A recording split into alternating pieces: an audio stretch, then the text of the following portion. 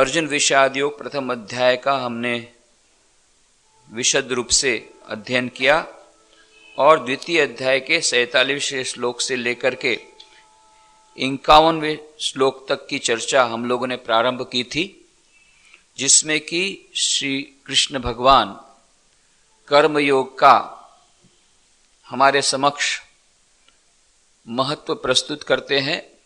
और जैसा कि हमने पहले कहा था, श्रीमद् भगवद गीता हमें दो प्रकार से लाभ पहुंचाती है। परमार्थ में भी हमें मदद करती है। पारमार्थिक सत्ता को प्राप्त करने के लिए, उस अनामय पद को प्राप्त करने के लिए, परम पद की प्राप्ति के लिए भी यह भगवद गीता का संदेश हमारे लिए उपयोगी होता है। और दैनंदिन जीवन में किस प्रकार से हम सुख शांति पूर्वक रह सकें और सफलता प्राप्त कर सकें और कम से कम कार्य के द्वारा अधिक से अधिक हम उसका लाभ उठा सकें, इसका रहस्य भी हमें श्रीमद् भगवद गीता में मिलता है। और इसीलिए ये जो कुछ श्लोक हैं, कर्मण्येवाधिकारस्ते मा फलेषु कदाचन मा कर्मफल हेतुर्भू माते संगोस्त अकर्मणि। हे अर्जुन, कर्म में तेरा अधिकार है, फल में तेरा नहीं, इसलिए कर्म के फल के प्रति तेरी आसक्ति न हो और अकर्म के प्रति भी तेरी आसक्ति न हो। इस 4 चरण को जो श्लोक, उसकी चर्चा हमने की। और फिर योगः कुरु कर्माणि संगम त्यक्त्वा धनंजय सिद्ध्य सिद्ध्यो समो भूत्वा समत्वम योग उच्यते। हे धनंजय, आसक्ति को त्याग कर तथा सिद्धि और असिद्धि में समान बुद्धि वाला होकर योग में स्थित हुआ कर्मों को कर, यह समत्व भाव ही योग नाम से कहा जाता है। तो मानो यहां पर कर्म योग की डेफिनेशन दी गई कि समत्व भाव, समत्वम योग उच्यते। योग माने कर्म योग। जैसा कि हमने कहा, श्रीमद् भगवद गीता में जहां भी योग शब्द आया उसके कई अर्थ होते हैं, परंतु अधिकांश समय में उसका अर्थ कर्मयोग ही किया जाता है।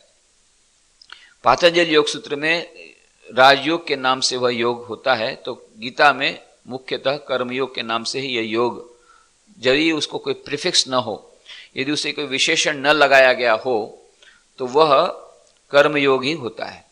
और इस कर्मयोग के बारे में बताया, आसक्ति को त्याग कर सिद्धि और असिद्धि में समान बुद्धि वाला होकर योग में स्थित हुआ कर्मों को कर, यह समत्व भावी योग नाम से कहा जाता है।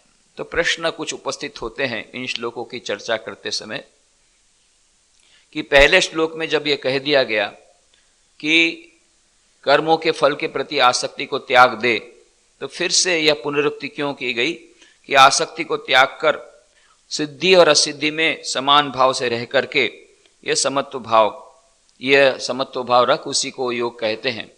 तो यह मानो पुनरुक्ति है।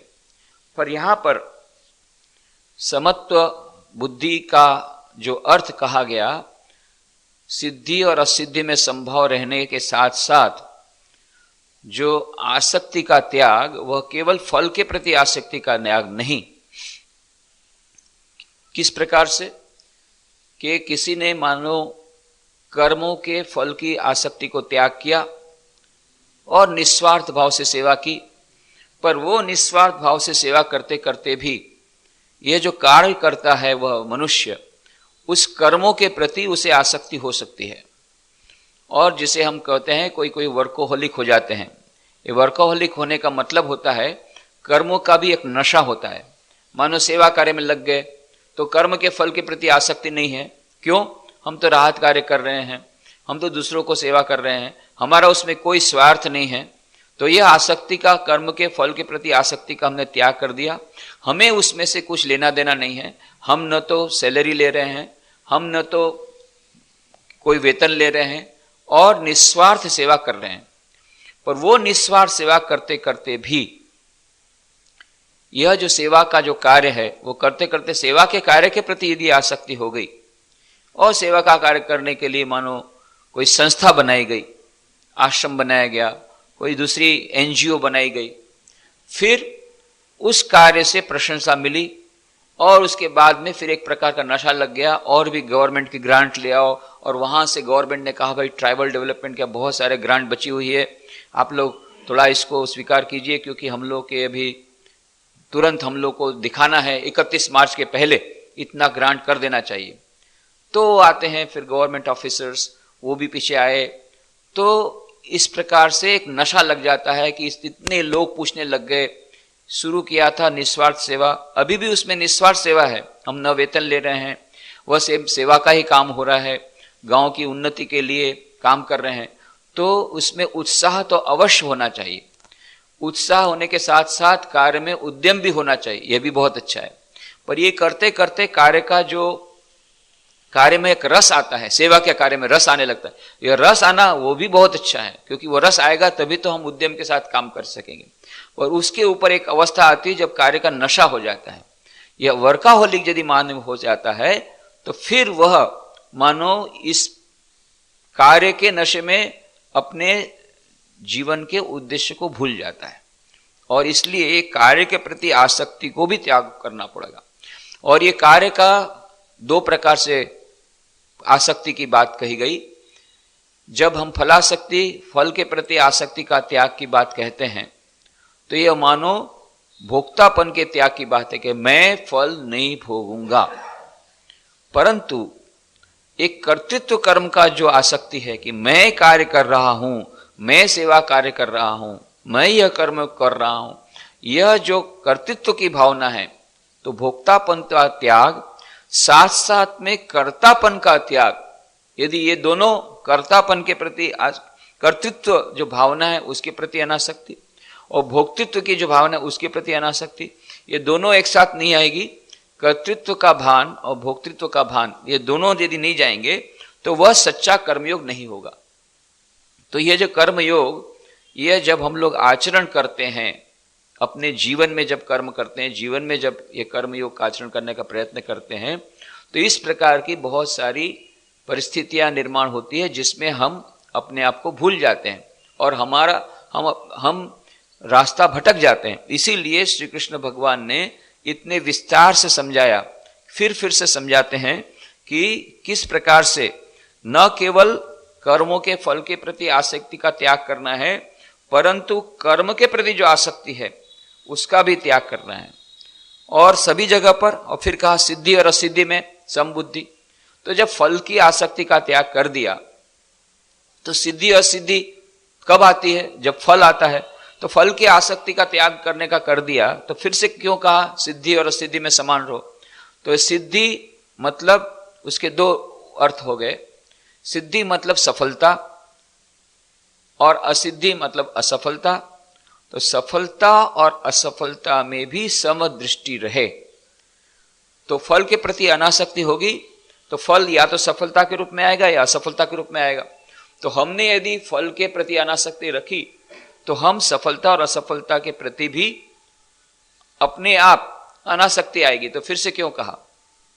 तो फिर से इसलिए कहा कि यह जो सिद्धि और असिद्धि, उसका दूसरा अर्थ यह है कि कर्म योग करते करते हमें जो सिद्धि मिलती है, जो हमें परम पद की प्राप्ति होती है, उसके प्रति भी हमारी आसक्ति नहीं होगी, उस कर्म फल के प्रति भी हमारी आसक्ति नहीं होगी। जो सिद्धि आने वाली उसके प्रति भी आसक्ति नहीं होगी। जो दैनंदिन जीवन में कर्म करते हैं उसके प्रति आसक्ति तो नहीं होगी, कर्मों के फल के प्रति आसक्ति नहीं होगी, परंतु यह जो हमें अंत में जो मिलने वाला है, जो परम पद का प्राप्ति का फल, उसके प्रति भी आसक्ति नहीं होगी। नहीं तो हम क्या हो जाते हैं? अधीर हो जाते हैं, और अधीर होने से फिर कर्मयोग नहीं हो पाता है।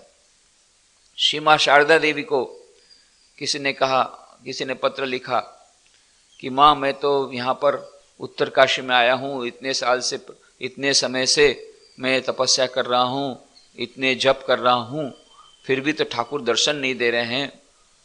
माँ ने तुरंत उसको कहा, लिख दिया तुरंत। माँ तो उस समय सब्जी काट रही थी, तो कोई पढ़ के सुना रहा था, वो डिक्टेशन दे रही थी, तुरंत अभी कभी लिखो कि भगवान वहां बैठे नहीं है तुमको दर्शन देने के लिए। वो कोई सब्जी मार्केट नहीं है कि तुमने 5 रुपया दिया तो तुमने 2 किलो सब्जी खरीद लिया, या 25 रुपया दिया 1 किलो सब्जी खरीद लिया। ये कोई मार्केट नहीं है। भगवान ऐसे बिकते नहीं है कि तुमने इतना लाख जप किया इसलिए भगवान बिक जाएंगे, ऐसा कोई नियम नहीं। उनकी जब कृपा होगी तब उनके दर्शन होंगे, पर उनकी कृपा होगी कब? जब वे देखेंगे कि हम उनके लिए प्रयत्नशील हैं, हमारा काम है प्रयत्न करना, उनका काम है दर्शन देना। कर्मण्येव अधिकारस्ते मा फलेषु कदाचन। दर्शन देने का अधिकार भगवान कहते हैं मेरा है, मैं तुझको, मेरी इच्छा होगी तब दर्शन दूंगा। उसमें कोई दादागिरी नहीं चलेगी कि हमने इतना जप किया लाओ दर्शन देना। पर हाँ, यह एक श्री रामकृष्ण देव ने कहा था, उसका भक्त का भी तमोगुण रखना चाहिए। क्यों तुम दर्शन नहीं दोगे, हम तो तुम्हारी संतान है, वो दूसरे अर्थ में। परंतु अधीर हो जाना, व्याकुलता होना बहुत अच्छा है। अधीर हो जाना कि हमने तो इतना जप किया, हमने इतना तपस्या की, अब हमको भगवान की प्राप्ति होनी चाहिए, यह कोई आइटम नहीं है जिसको खरीदा जा सकता है। तो इसलिए वह जो परम सिद्धि और असिद्धि, उसके प्रति भी हमें अनासक्ति रखते हुए हमारा कर्तव्य कर्म है साधना करना। ये साधना करते हुए चलना है। दूसरा एक प्रश्न उपस्थित हुआ कि यहां सिद्धि असिद्धि में कहा गया कि समत्व बुद्धि रखो, और उधर श्री कृष्ण भगवान अर्जुन को कहा था देख, तो यदि जीतेगा तो स्वर्ग मिलेगा, मरेगा तो स्वर्ग मिलेगा, और जीतेगा तो तुझे पृथ्वी का भाग मिलेगा। उधर सिद्धि असिद्धि का लालच दिखाया, और हिंदी बोलते हैं सिद्धि असिद्धि में समान रहा। तो श्री कृष्ण भगवान देखते हैं, धीरे धीरे अर्जुन को ऊपर ले जाते हैं। उस टाइम उसने कहा कि मुझे अभी आपका ज्ञान का बिल्कुल लेक्चर कुछ भी समझ में नहीं आया, सब बाउंसर चले गए। जब बताया तो ठीक है, अभी तू क्या समझता है, मैं क्षत्रिय हूं, तो राजा हूं, तो राजा के होते नाते, तेरी यह मनुष्य होने के नाते यह तुझे उस तेरी भाषा में समझा दिया। पर धीरे धीरे धीरे उसको तैयार कर रहे हैं कर्म योग के लिए कि उसको उस स्थिति में ले जाना है। तो जब देखा कि ज्ञान योग के हिसाब से नहीं चल रहा है, उसे धरातल पे लाया, व्यावहारिक धरातल पर। अब फिर से प्रयत्न कर रहे हैं कि यदि कर्मयोग उसको समझ में आ जाए तो भी उसका बेड़ा पार हो जाए। तो कहते हैं योगस्थ कुरु कर्माणि संगम त्यक्त्वा धनंजय सिद्ध सिद्धो समो भूत्वा समत्वम योग उच्यते। और फिर कहा दुरेणी अवरम कर्म बुद्धि योगा धनंजय बुद्धौ शरण मनविच्च कृपणा फल हेतु। बुद्धि योग से कर्म अत्यंत तुच्छ है, इसलिए हे धनंजय समत्व बुद्धि योग का आश्रय ग्रहण कर, क्योंकि फल की वासना वाले अत्यंत दिन है। मैंने बार बार ये जो फल की वासना वाले दिन होते हैं, कृपणा का जो हमने अर्थ देखने का प्रयत्न किया पिछली चर्चा में, कि जो लोग केवल फल की आकांक्षा से कर्म करते हैं वे निराश हो जाते हैं जब कर्म का फल नहीं मिलता, और वे दीन हो जाते हैं, वे हाथ फैलाते हैं। और एक दूसरा अर्थ ये भी होता है कि वे मानो लज्जित उनको होना पड़ता है, लज्जा उनको आती है, लज्जित होना पड़ता है, कृपण हो जाते हैं, दीन हो जाते हैं। तो इसीलिए श्री कृष्ण भगवान कहते हैं नहीं, दीन के समान कार्य मत करो, करते हुए कर्म करो और फल के प्रति आसक्ति को त्याग दो। ये बार बार उन्होंने आसक्ति के त्याग की बात कही, कहीं पर भी कर्म के त्याग की बात नहीं कही। इतना ही नहीं, कहीं अर्जुन उसे दूसरा न समझ ले, गलत न समझ ले, और हम लोग गलत न समझ ले, इसलिए कह भी दिया कि अकर्म के प्रति भी तेरी आसक्ति न हो। नहीं तो हम लोग तो बिल्कुल बैठे ही हैं, कर्म के प्रति आसक्ति न हो, अरे बहुत ठीक है तो अभी कर्म करना छोड़ देंगे, कर्म के फल के प्रति आसक्ति नहीं हो तो कर्म करना छोड़ देंगे, यह नहीं। कर्म करते हुए भी कर्म के फल के प्रति अनासक्ति, कर्तापन और भोक्तापन दोनों के भाव के। तो बार बार श्री कृष्ण भगवान ने कर्म को, कर्म के बारे में नहीं कहा कि ऐसा कर्म करो ऐसा मत करो, ये कभी नहीं, ये नहीं कह रहे हैं। एक बात ही कह रहे हैं कि कर्म के फल की आसक्ति, और ये आसक्ति ही जो है वह हमें संसार में डुबाती है या हमें उस परम पद से दूर करती है, हमारे जो मूल स्वभाव से हमको दूर करती है। इसलिए बार बार श्री कृष्ण भगवान ये द्वितीय अध्याय में कई बार कहते हैं, 5वें अध्याय में फिर से कहते हैं ब्रह्मण्याधाय कर्माणि संगम त्यक्त्वा करोति है। फिर से 5वें अध्याय में कहते हैं योगिनः कर्म कुर्वन्ति संगम त्यक्त्वात्मशुद्धये ब्रह्मण्याधाय कर्माणि संगम त्यक्त्वा करोति है।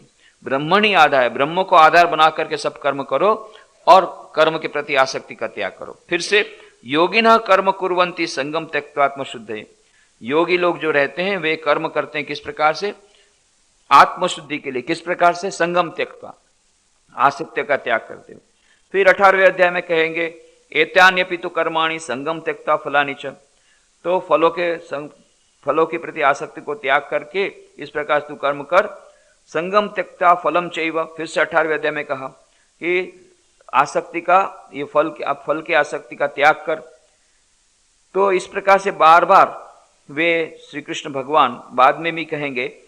तो वे उनका कार्य, उनका यही काम है कि अनासक्ति पूर्वक रहो संसार में। जैसे श्री कृष्णदेव, श्री रामकृष्ण भी बार बार कहते थे, अनासक्ति पूर्वक रहो, बड़े घर की दासी के समान, तो संसार में रहते हुए ही ईश्वर की प्राप्ति होगी। और यही बात श्री कृष्ण भगवान बार बार वो अनासक्ति के बारे में बताते हैं। ये कभी नहीं बताते हैं कि कर्म को छोड़ो या कर्म का त्याग करो, पर आसक्ति का त्याग, कर्म के फल की आसक्ति का त्याग। और इसीलिए स्वामी विवेकानंद ने कर्मयोग नाम की जो किताब है, कर्मयोग पर उनके बहुत ही महत्वपूर्ण प्रवचन है, उसमें उन्होंने महाभारत की उस कथा को सामने रखा। गीता भी महाभारत का ही अंश है, तो महाभारत पर टीका मानो महाभारत का अंश होने के नाते महाभारत मानो गीता को समझाने के लिए कहानियों से भरपूर है। और उसी में कहानी आती है कौशिक मुनि की। कौशिक मुनि जंगल में बैठे थे और पेड़ के नीचे बैठ करके ध्यान कर रहे हैं, और दो बगुले आपस में झगड़ते हैं, और उनके झगड़ने के कारण कुछ पत्ते ये मुनि के, योगी के सिर पर पड़ते हैं, उनका ध्यान भंग हो जाता है। इससे उन्हें बड़ा क्रोध आता है, और क्रोध की दृष्टि से उन्होंने देखा कि किसने पत्ते गिराए। तो देखा दो बगुले आपस में झगड़ रहे हैं।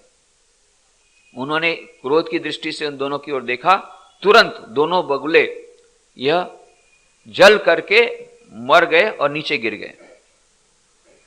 तो योगी बड़े आनंदित हो गए, अरे ऐसा यौगिक पावर आ गया, केवल मैंने देखा और जल के भस्म, वाह, बहुत आनंद आया। थोड़े एक घंटे बाद दोपहर को भिक्षा का समय हुआ, तो नजदीक के गांव में गए। नजदीकी गांव में जाकर के भिक्षाम देही, जैसा कि सन्यासियों का, भिक्षुकों का यह होता है, भिक्षाम देही, तो ऐसी पुकार की, और भीतर से आवाज आई एक स्त्री की, साधु बाबा खड़े रहो, अभी थोड़ी देर वहां पर आप अपेक्षा करो, मैं थोड़ी देर में भिक्षा लेके आती हूं। अब ये तो 1 मिनट, 2 मिनट, 5 मिनट हो गई। योगी को बड़ा गुस्सा आया, अच्छा मुझे कहता अपेक्षा करो, जानती नहीं मेरे में क्या यौगिक पावर है, ऐसा मन में सोच रहा है। तब तक फिर से आवाज आई, साधु योगी बाबा आप ज्यादा गुस्सा मत कीजिए, यहाँ कोई बगुली नहीं है जो आपके गुस्से से, प्रभाव से जल करके भस्म हो जाएगी। अरे जंगल में ये घटना घटी, आज सुबह घटी, और इसको कैसे पता पड़ा? आश्चर्य। जब भिक्षा लेकर के थोड़ी देर बाद आई वो महिला, तो उनका माताजी पहले तो नमस्कार करके, भिक्षा बाद में लूंगा, पहले ये बताइए कि आपको यौगिक शक्ति कैसे आ गई? उधर जंगल में घटना घटी और आपको पता पड़ गया। तो फिर महिला ने कहा, भाई मैंने तो कोई साधना वगैरह की नहीं है, अपने आप आ गई, कोई साधना नहीं की। बोले नहीं, तो कुछ तो किया होगा कि जिसके कारण आपको ऐसी शक्ति आ गई कि आप जान लेते हैं दूसरी जगह दूर क्या होता है। बोले मैं अपने पति की सेवा कर रही थी इसलिए देर हो गई, इसलिए मुझे क्षमा करना, पर मुझ में ये शक्तियां अपने आप आई हैं, मैं और कोई भी प्रकार की साधना नहीं करती हूं, पर हां जो भी कर्तव्य कर्म है वो अपना कर्तव्य कर्म मान करके उसको भली भांति करती हूं, बिना किसी प्रकार की आसक्ति के, फल के प्रति आसक्ति न रखते हुए, अपने कर्तव्य कर्म को समझते हुए यह मेरा कर्तव्य है, ऐसा मैं कर्तव्य करती हूं। अपने पति की सेवा करती हूं, सास ससुर की सेवा करती हूं। जब मैं अपने मायके में थी तो अपने माता पिता की सेवा करती थी, अपने छोटे भाई बहन की सेवा करती थी। जहां भी मैं रहती हूं मैं अपना कर्तव्य पालन करने का प्रयत्न करती हूं, इसके सिवा मैंने कोई दूसरी साधना नहीं की। उसी से मेरे में इस की सब शक्तियां, विभूतियां आ गई। पर यदि आपको आध्यात्म के बारे में यदि जानना है, ये अनासक्ति योग वगैरह के बारे में, तो आप दूसरे गांव में जाइए, फलाने गांव में जाइए, वहां पर एक कसाई है व्याध, उसके पास से आपको बड़ा ज्ञान मिलेगा। योगी को लगा मुझे एक कसाई के पास जाकर के ज्ञान लेना है, और कोई नहीं मिला, नहीं मैं नहीं जाऊंगा। पर बाद में थोड़ी सी बुद्धि हुई थी, थोड़ा सा तो अहंकार कुछ कम हुआ था। अच्छा जाके देखे तो सही। गए उस गांव में जाकर के, अभी गांव में प्रवेश ही किया है, छोटा सा गांव। थोड़ी दूर पर देखा कसाई की दुकान है, व्याध है, मोटा एकदम अत्यंत खराब दिखने वाला, कुरूप दिखने वाला एक मोटा कसाई बैठा हुआ है दुकान में, मांस के टुकड़े काट काट कर बेच रहा है। अरे रे रे, ये कसाई के पास से मुझे ज्ञान लेना है, नहीं नहीं नहीं करके वापस जाने लग गया। तब तक मैं कसाई की नजर पड़ी, ओ साधु बाबा, आपको वो स्त्री ने भेजा ना उस गांव से, आइए आइए आइए। अरे इसको कैसे पता पड़ा? मोबाइल का जमाना नहीं था कि मोबाइल से उन्होंने कर दिया, उस समय के जमाने में मोबाइल नहीं था। तो इसका आश्चर्य हुआ, इसको कैसे पता पड़ा?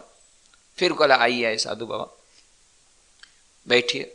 थोड़ी देर का बैठाया, उसके बाद बोले अभी थोड़ी देर में दुकान बंद करके हम लोग जाएंगे, तब आपके साथ सत्संग होगा। उसके बाद मैं दुकान बंद करके गया घर में अपने बूढ़े माता पिता की सेवा पहले की, उनको खिलाया, अतिथि को खिलाया। उसके बाद में बोलिए, अब बोलिए आपके क्या प्रश्न है? तो बहुत सारे प्रश्न वो कौशिक मुनि रखते हैं, जिनको हम गूढ़ प्रश्न बोलते हैं अध्यात्म जीवन के। ऐसे सब गूढ़ प्रश्न उन्होंने पूछे और सबके सुंदर उत्तर व्याध ने दिए, अद्भुत। अंतिम प्रश्न मैं पूछना चाहता हूं, आपके पास इतना अधिक ज्ञान है, फिर भी आप इस प्रकार का निकृष्ट कार्य क्यों करते हैं? तब व्याध ने कहा, देखो वत्स, संसार में कोई भी कार्य निकृष्ट नहीं है, कोई कार्य ऊंचा नहीं है, कोई नीचा नहीं है। क्या कार्य करते हो ये महत्व का नहीं है, कार्य को किस दृष्टिकोण से किया जाता है, किस भाव से किया जाता है, किस प्रकार किया जाता है, यह महत्व का है।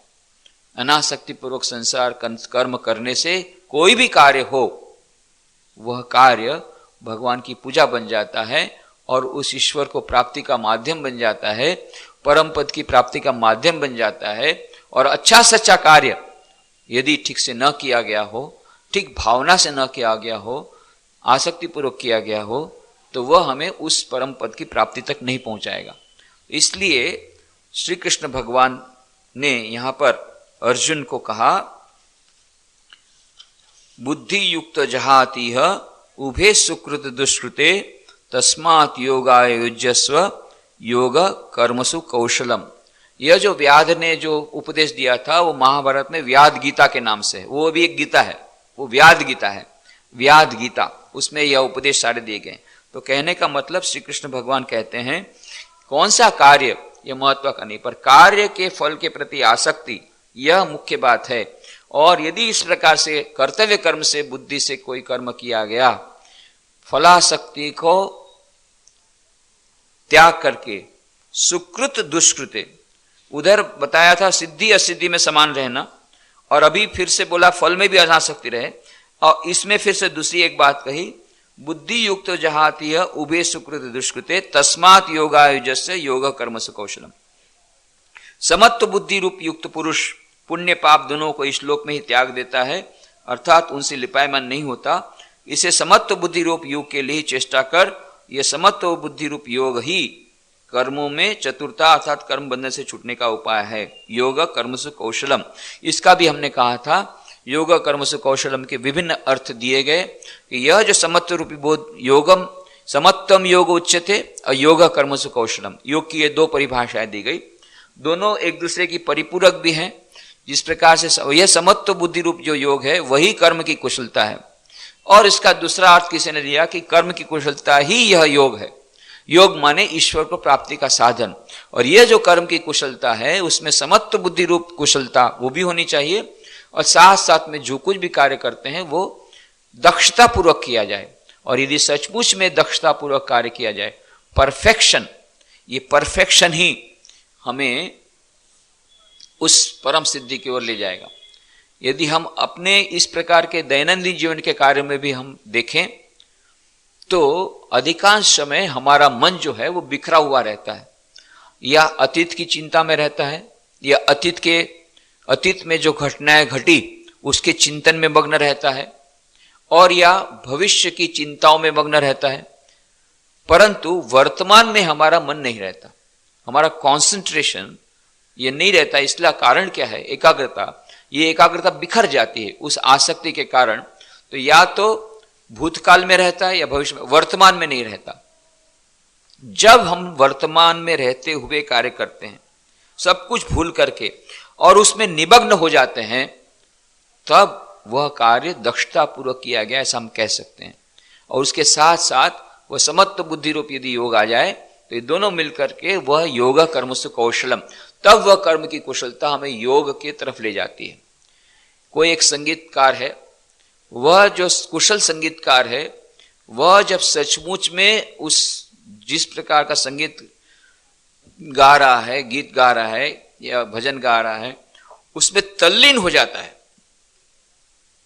तल्लीन हो जाता है, ऐसा तल्लीन हो जाता है कि भूतकाल की मन में कोई बात नहीं है, भविष्य की कोई चिंता नहीं है। उसी सुर में उसी गीत में तल्लीन होकर के जब गाता है तब हमें सुनने में बड़ा आनंद आता है। और हम भी जब तल्लीन होकर के सुनते हैं, एकाग्रचित होकर के सुनते हैं, भूतकाल और भविष्य की चिंता नहीं करते हुए सुनते हैं, तो वह कार्य ठीक होता है। तो गाने का हो, बजाने का काम हो, लिखने का हो, पढ़ने का हो, क्यों हम लोग को याद नहीं रहता? स्वामी विवेकानंद को याद रह जाता था, क्योंकि जब वो पढ़ते थे तब वो पढ़ते थे, खेलते थे तो खेलते थे, बोलते थे तो बोलते थे। हम लोग के सभी कार्य एक साथ चलते हैं, पढ़ भी रहे हैं, मन में सोच भी रहे हैं कि आज क्या रसोई बनाना है, या फिर साथ साथ में वो भी दूसरे विचार आते हैं कब कहाँ जाना है मार्केट में, या फिर साथ में विचार आते हैं अभी आज दूसरा कौन कान पढ़ने है। वो थोड़ी देर तक आया, तब तक में एक पाना चला गया, एक पत्ता चला गया, फिर से उसके बाद में दूसरा पत्ता है, उसका कुछ पढ़ा, उसका पहले का कुछ याद नहीं रहा, क्योंकि वो तो पत्ते के समय दूसरे समय विचार था। ये क्यों होता है? क्यों हमें समय अधिक लगता है? क्योंकि कॉन्सेंट्रेशन नहीं। ये कॉन्सेंट्रेशन क्यों नहीं? आसक्ति, कार्य के प्रति आसक्ति, कार्य के फल के प्रति आसक्ति, भोक्तापन और कर्तापन की भावना यदि न रहे, जब जो काम करते हैं वो कार्य ही पूजा है, वर्क फॉर वर्क सेक, कार्य के लिए कार्य, and working while you working, work while you work, play while you play, eat while you eat, यह जो बात कही गई, स्टडी वाइल यू स्टडी, जब जो कार्य किया जाता है तब वही कार्य किया जाता है, दूसरा कोई कार्य न किया जाए, इसका नाम वो समत्व बुद्धि और सुकृत दुष्कृत, दुष्कृत, सुकृत और दुष्कृत, सत्कर्म और दुष्कर्म, दोनों में समान भाव रहने का मतलब यह नहीं है कि दुष्कर्म हम करते जाएं। कहने का मतलब है कि ये जो दुष्कर्म जो हो जाते हैं या सत्कर्म जो हो जाते हैं, यह जो सत्कर्म और दुष्कर्म दोनों ही हमको बांधते हैं।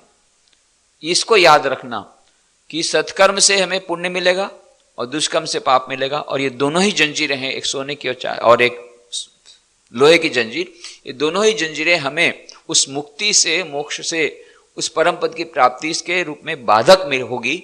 इसलिए हमारा कर्तव्य है इन दोनों से ऊपर उठते हुए जो कुछ भी कार्य है उसको करते हुए, बुद्धि से करते हुए, ईश्वर समर्पित बुद्धि से करते हुए यदि हम करेंगे, अनासक्ति पूर्वक करेंगे, तब हमें यह योगा कर्मसु कौशलम, तब ऐसी कर्म की कुशलता, दक्षता पूर्वक किया गया कार्य, पूर्ण तल्लीनता से किया हुआ गया कार्य, सभी प्रकार से श्रेष्ठ कार्य परफेक्शन के साथ किया गया, perfection in action leads to yoga, perfection, पूर्णता। ये पूर्णता कब आएगी? दो प्रकार से आएगी। एक, इफिशिएंसी, जिसे हम दक्षता कहते हैं, वो होनी चाहिए, मतलब जो कार्य करते हैं पूर्ण एकाग्रता पूर्वक किया जाए, अच्छी से अच्छी क्वालिटी का किया जाए, अधिक से अधिक कार्य किया जाए कम से कम समय में, यह तो दक्षता हो गई। पर साथ साथ में उसका जो जहर है वो हमें न लगे। शहद हम ले लें, अधिक से अधिक शहद ले लें, अच्छा अच्छा शहद ले लें, परंतु जो मधुमक्खी है वो हमें काट न ले। उसी प्रकार से कार्य करें पर कार्य का जो जहर है वो हमें न लगे। इस प्रकार से यदि हम कार्य करें तब वह योगा कर्मसु कौशलम, तब वो हमें कर्म की कुशलता, यह कर्म की कुशलता हमें योग के तरफ उन्मुख करेगी, मतलब ईश्वर से योग करा देगी।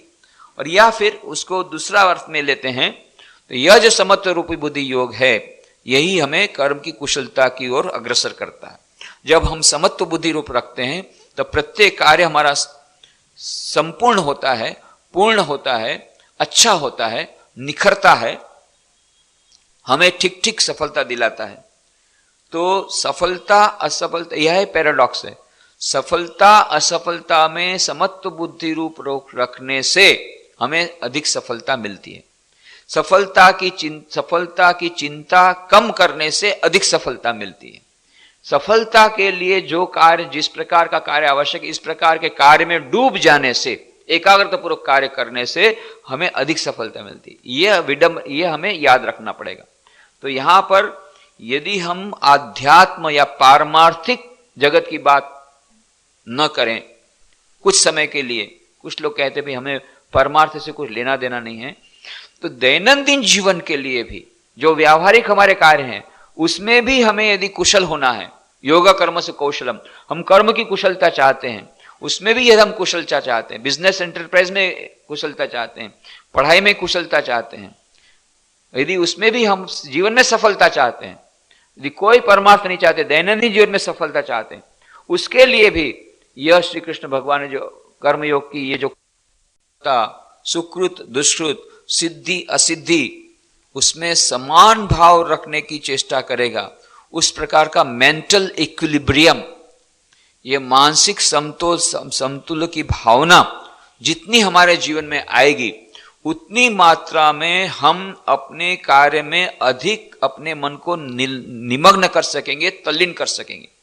और हमने उदाहरण दिए थे, बहुत सारे उदाहरण दिए थे, चाहे बिजनेस एंटरप्राइज वाला हो, एंटरप्रेन्योर हो या विद्यार्थी हो, जब अधिक चिंता करने लग जाता है अपने फल के बारे में, तब वह जो कार्य करना है उस कार्य में उसकी एकाग्रता नहीं रहती है, उसके कारण कार्य का फल और भी अधिक बिगड़ जाता है, जितना मिलने वाला था उतना भी नहीं मिलता है। उस आसक्ति के कारण जो टेंशन आता है, उस टेंशन के कारण, उस मानसिक तनाव के कारण उसका जो कार्य है वो और भी अधिक बिगड़ जाता है, और कभी कभी तो और भी अधिक भयंकर या भयानक परिस्थितियां निर्मित हो जाती है यदि अधिक उस फल के प्रति आसक्ति रखी गई हो, चाहे वो खुद के हो, चाहे पीयर प्रेशर के कारण हो, चाहे पेरेंटल प्रेशर के कारण हो। विद्यार्थी जब इस प्रकार से अधिक चिंतित हो जाता है अपने फल के बारे में, टेंशन में आ जाता है, तब उसकी स्टडी, तब उसका अध्ययन और भी अधिक उससे खराब होता है, अच्छा नहीं होता है, निकृष्ट होता है। और तब यह संभावना अधिक है कि फल की चिंता करने से, रिजल्ट की चिंता करने से रिजल्ट खराब होता है अच्छा होने के बावजूद, अच्छा होने के बदले। और इसीलिए श्री कृष्ण भगवान कहते हैं कि इसी संसार में दैनंदिन जीवन की सफलता के लिए भी यह आवश्यक है कि हमारा मन वर्तमान में रहे, हमारा मन एकाग्र रहे, किसी भी प्रकार के चांचल्य से हमारा मन यह उद्वेलित न हो। जब जो कार्य करें वो पूर्ण तन्मयता से करें, तल्लीनता से करें, तब वह कार्य जो है वो हमें, उसका नाम हो जाएगा योग। यह योग कर्मसु कौशलम, वह कर्म की कुशलता हमें योग मतलब ईश्वर से योग करा देगी, उस परम पद से योग करा देगी। और नहीं तो यह जो समत्व रूपी बुद्धि योग है उसके द्वारा हमें कर्म की कुशलता मिलेगी। इस प्रकार के दोनों अर्थ हम लोगों ने कहे, दोनों अर्थ जिसको जिस प्रकार से अर्थ लेना हो ले। और फिर कर्मजम बुद्धि युक्ता ही फलम त्यक्त्वा मनीषिणः जन्म बंध विनिर्मुक्ता पदम गच्छन्ति अनामयम। क्योंकि यह जो कहा बुद्धि युक्तो जहाते उभे सुकृत दुष्कृते तस्मात् योगा युजस्व योग कर्म सुकौशलम। हे अर्जुन, तो यह जो योग, इस योग की साधना कर, कर्म की कुशलता प्राप्त करने वाले योग की साधना कर। क्यों? क्योंकि ये क्योंकि का मतलब यहां से शुरू किया, क्योंकि इसलिए किया कि अर्जुन ने कहा पर होगा क्या? आपने ये जब कहा इतना इतना करो, फल के प्रति अनासक्ति रखो, तो हम लोग कहते हैं ना भाई फायदो शू था से, फायदा क्या होगा, ये कर्म योग करने से फायदा क्या होगा, फायदा बताओ। बिना फायदा के तो कोई काम नहीं करते। अरे फायदे की चिंता नहीं करेंगे तो बिजनेस क्यों करेंगे? फायदे की चिंता नहीं करेंगे तो पढ़ेंगे क्यों? बोलते हो काम भी करो, काम छोड़ने के भी मना करते हो, नहीं बिजनेस अवश्य करो, पढ़ाई अवश्य करो, फल कर्म मत छोड़ो। अब कर्म के फल को छोड़ दो तो फायदा क्या होगा? तो फायदा बताते हैं अभी। क्योंकि बुद्धि युक्ता, बुद्धि योग युक्त, इस प्रकार से समत्व बुद्धि रूप योग युक्त कर्म योग से बुद्धि रूप योग से युक्त मनीषिण ज्ञानी जन कर्मजम कर्मों से उत्पन्न होने वाले फलम त्यक्त्वा फल को त्याग कर जन्म बंध विनिर्मुक्ता जन्म रूप बंधन से छुटे हुए अनामयम निर्दोष अर्थात अमृतमय पदम परम पद को गच्छन्ति प्राप्त होते हैं। अनामयम ये एक ऐसा अमृतमय पद है। हम लोग संसार में रहते हैं, हमेशा सुख और दुख मानो पारी पारी से आते हैं। दुख जब आते हैं, स्वामी जी कहते हैं, विवेकानंद जी कहते हैं, happiness comes to a man wearing the crown of misery. जब सुख आता है तो दुख का मुकुट पहन करके आता है। तो हम इस प्रकार से हमेशा इस प्रकार से सुख, कभी दुख, कभी सुख, कभी दुख, कभी अच्छा, कभी बुरा, इस प्रकार से हमारा मन द्वेलित होता रहता है, वह चंचल बना रहता है, वह शांति, परम शांति हमें नहीं मिलती है। और हमारे जीवन का जो परम उद्देश्य है, परम उद्देश्य है उस परम पद की प्राप्ति को प्राप्त करना, अमृतमय पद की प्राप्त करना, जहां पर पहुंचने के बाद किसी भी प्रकार का डर न रहे, किसी प्रकार का भय न रहे, किसी प्रकार की चिंता न रहे, किसी प्रकार की आशंका न रहे, किसी प्रकार का दुख न रहे। इस प्रकार के एक पद की उस स्थिति को प्राप्त हम लोग सब करना चाहते हैं, चाहे हम नोइंगली और अननोइंगली, जानते हुए या अनजाने, हम उसी पद की प्राप्ति के लिए चेष्टा कर रहे हैं। जितना प्रयत्न कर रहे हैं वो अल्टीमेटली सचमुच में तो उसी स्थिति को प्राप्त करने लिए करते हैं, पर हम उसे समझ नहीं पाते हैं। श्री कृष्ण भगवान कहते हैं ये सब तुझे इसलिए कह रहा हूं अर्जुन, यह केवल ये 2 दिन की बात नहीं है। ये तो मान लो महाभारत का युद्ध हुआ तो ये हुआ, मान लो तू जीता या हारा, ये बहुत बड़ी प्रश्न, बहुत बड़ी बात नहीं है। मुख्य बात है मनुष्य जीवन का उद्देश्य है उस परम पद की प्राप्ति करना। जन्म बंधन से छूटे हुए निर्दोष, जन्म बंध विनिर्मुक्ता, मुक्ति। मुक्ति किससे? सभी प्रकार के दुखों से मुक्ति, सभी प्रकार के अज्ञान से मुक्ति। और जिस आगे कहा गया जातस्य ध्रुवो जन्म ध्रुवम जन्म मृतस्य च तस्माद परिहार्यर्थे न त्वं शोचितुमर्हसि। जिसका जन्म है उसका मृत्यु निश्चित है, जिसका मृत्यु है उसका जन्म निश्चित है। ये बारंबार ये जन्म मरण का चक्कर चला रहता है। तो इस जन्म मरण के चक्कर से यदि निकलना हो, मुक्ति को प्राप्त करना हो, बारंबार इस प्रकार के दुखों से उद्वेलित होने के बदले उस परम आनंदमय, परम अमृतमय पद को, अनामयम, उस परम पद को यदि प्राप्ति करने की इच्छा हो तो इस प्रकार का कर्मयोग कर। तो इसलिए कहा क्योंकि बुद्धि योग युक्त ज्ञानी जन कर्मों से उत्पन्न होने वाले फल को त्याग कर जन्म रूप बंधन से छूटे हुए निर्दोष अर्थात अमृतमय परम पद को प्राप्त होते हैं। तो ये किस प्रकार से हो सकता है, इसे हम लोगों ने मैथमेटिकल इक्वेशन के द्वारा समझने का प्रयत्न किया था कि यदि हम कर्म के सिद्धांत को लें तो कर्म का सिद्धांत करता है R is directly proportional to A, where R is equal to result और A is equal to action. जिस प्रकार का कार्य होता है उस प्रकार का फल होता है। अच्छा कार्य करेंगे तो अच्छा फल मिलेगा, बुरा कार्य करेंगे तो बुरा फल मिलेगा। और इसीलिए R is equal to A multiplied by T, where A is equal to action, T is the time lag between action and result. तो यह जो समय है, यह जो कांस्टेंट है T, यह किस पर डिपेंडेंट है? यह मानो कर्म और कर्म के फल के प्रति जो हमारी आकांक्षा, इसके बीच का जो समय है, यह आकांक्षा का समय, यह मानो वह T है। और इसीलिए उदाहरण देकर के कहा यदि आप 10 साल के लिए 1 लाख रुपया रखेंगे तो आपको मान लो 10,000 रुपया मिलेगा। तो 20 साल के लिए मिलेंगे तो 20,000 नहीं मिलेगा, ज्यादा मिलेगा, चक्रवृद्धि ब्याज के साथ मिलेगा, विद कंपाउंड इंटरेस्ट। उसकी योजना अलग है लॉन्ग टर्म डिपॉजिट की। तो कम से कम 20,000 तो मिलेगा। जितने अधिक समय के लिए आप वेट कर सकते हैं, जितने अधिक समय के लिए आप रिजल्ट के लिए वेट कर सकते हैं, उतना रिजल्ट आपको अच्छा मिलेगा। यह तो हम साधारण भाव में देखते हैं, इतना तो इन्वेस्टमेंट थ्योरी हमको पता है। If you invest for a longer period you get more result. तो यदि हम कोई काम करें, उसका इन्वेस्टमेंट करें और उसका रिजल्ट हम कहें कि हमको आज नहीं चाहिए, 50 साल बाद चाहिए, तो हमको रिजल्ट ज्यादा मिलेगा। ये तो साधारण हमारा कॉमन सेंस बताता है, ऑर्डिनरी इन्वेस्टमेंट थ्योरी। उसी थ्योरी को आगे बढ़ाते हुए यदि हम ये कहें कि हम इन्वेस्टमेंट तो करेंगे पर उसका रिजल्ट हमें अनंत काल के बाद चाहिए, तो T is equal to infinite. Anything multiplied by infinite becomes infinite, any small figure multiplied by infinite becomes infinite. छोटा सा काम किया, बहुत छोटा सा काम किया, बाथरूम सफाई का काम किया, कसाई का काम किया, मेहतर का काम किया, कोई भी काम किया, पर हमने ये कहा कि ये काम जो मैंने किया है प्रभु, इसका फल मुझे नहीं चाहिए। कर्म तुमको समर्पित, कर्म का फल भी तुमको समर्पित।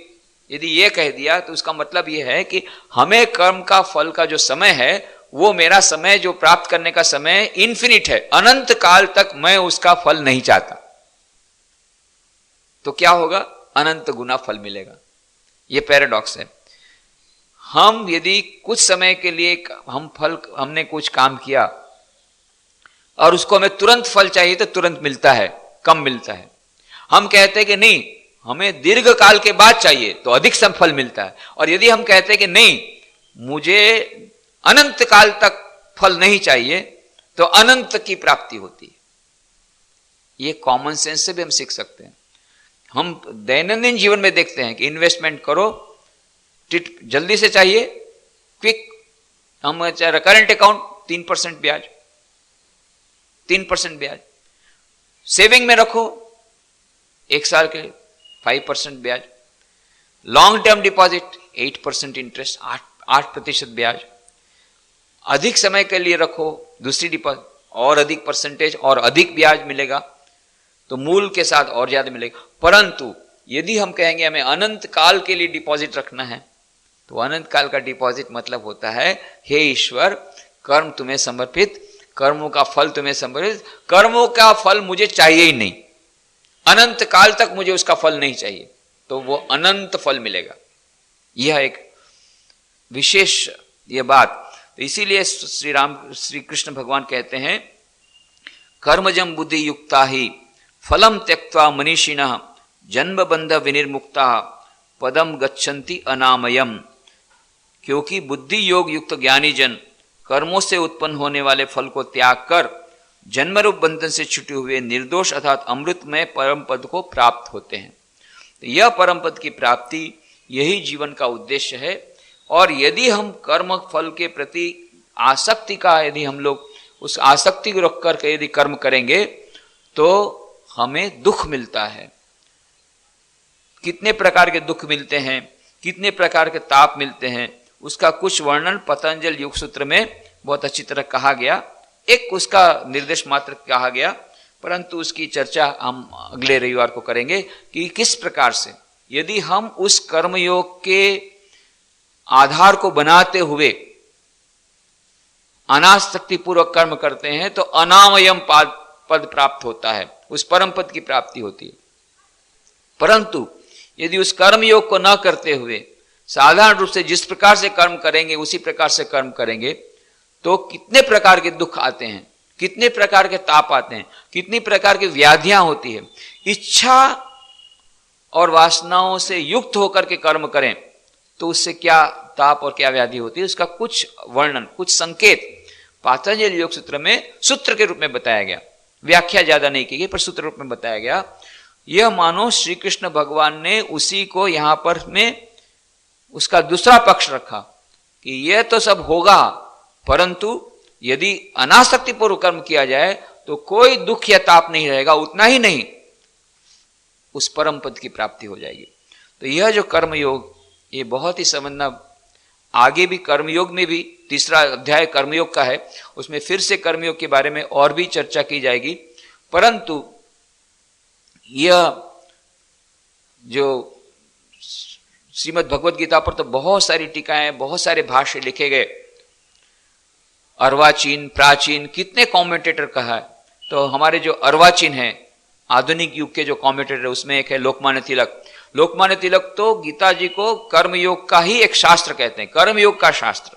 यही उन्होंने कहा कि गीता हमें कर्मयोग सिखाती है, दैनंदिन जीवन में किस प्रकार से फाइट करनी चाहिए, किस प्रकार से हमें युद्ध करना चाहिए, हमें अपने जीवन में स्ट्रगल करना चाहिए, जीवन में संघर्ष करना चाहिए, और किस हमें कर्म करने की प्रेरणा देती है, और किस प्रकार से कर्म करना चाहिए उसके हमें रहस्य विद्या बताती है, सीक्रेट ऑफ वर्क।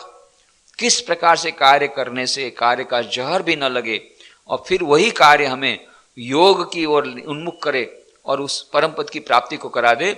यही बात श्री कृष्ण भगवान की जो है गीता में, इस पर सबसे अधिक जोर दिया गया है। ऐसी बात लोकमान्य तिलक जी ने की और कई लोगों ने कहा।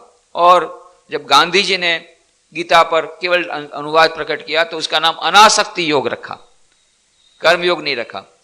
तिलक जी ने कर्म योग रखा, गांधी जी ने नाम दिया अनासक्ति योग, क्योंकि बार बार वो अनासक्ति की बात, एक बार वह अनासक्ति आई तो वह कर्म कर्म योग बन जाता है।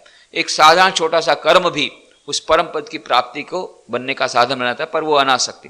इस प्रकार से जो गीता का मूल मंत्र है, बहुत सारी बातें, श्रीमद् भगवद गीता तो अथाह सागर है, ए समुद्र है, उसमें कितने सारे रत्न हैं, पर अधिकांश हम लोगों के लिए जो हम लोग संसार में कितने प्रकार के कर्मों में व्याप्त हैं, कर्म छोड़ नहीं सकते, और हम छोड़ना चाहते थे, कर्म हमको नहीं छोड़ता है। तो इस प्रकार से जो हम लोग कर्म में लिप्त हैं, उनके लिए श्रीमद् भगवद गीता का यह जो बातें श्रीमद् भगवद गीता की, किस प्रकार से कर्म को कर्म योग में परिणत करें, यह एकदम से तो समझ में नहीं आएगी। यह साधना सापेक्ष है। कर्म करते करते करते धक्के लगते हैं, कुछ कुछ हमको अनुभव होते हैं, परंतु कुछ प्रयत्न करने से भी हमें कुछ फायदा होगा। कहीं कुछ धक्का लगेगा, कहीं कुछ हमें, मानो चलते समय कभी कभी गिर भी जाते हैं तो यह हमें चोट पहुंचेगी, परंतु चलना शुरू करना चाहिए।